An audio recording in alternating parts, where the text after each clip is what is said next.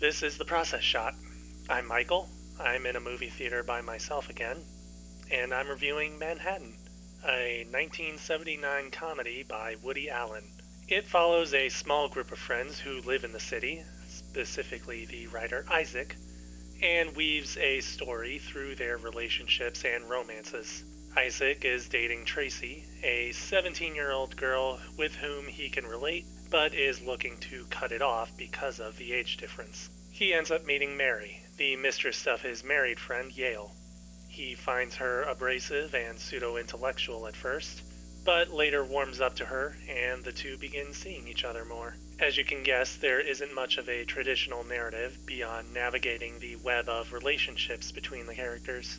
The film is set up more like a series of scenes or vignettes that follow the characters, primarily Isaac, throughout whatever events they get up to at that time.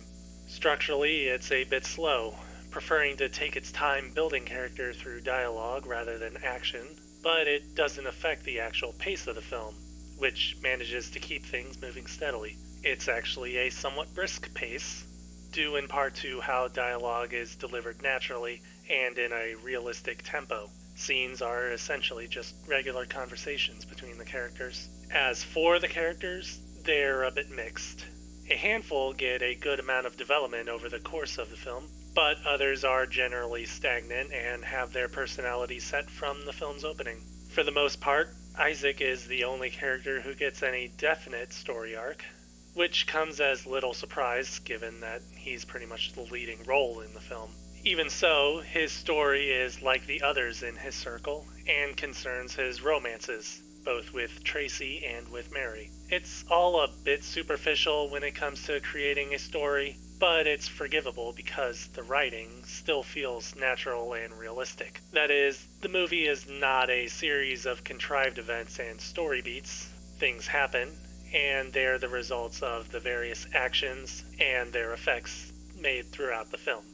On a technical level, Manhattan is a loving tribute to, well, Manhattan, as made apparent through the film's wide shots of street activity and skylines. The film is shot in black and white, which either allows the details of these locations to pop out or creates a contrast with other natural details that bring out the scope of these landmarks.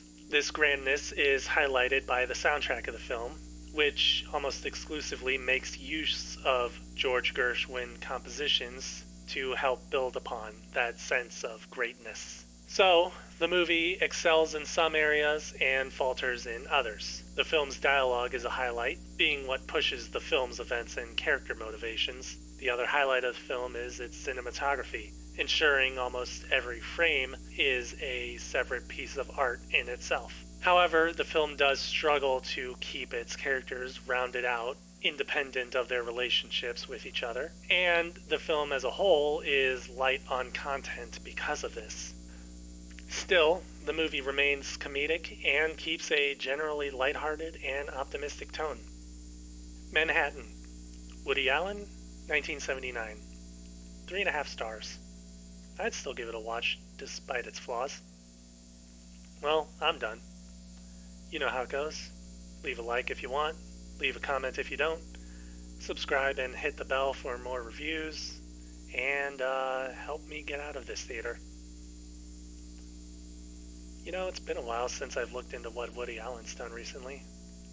Does he even still make movies?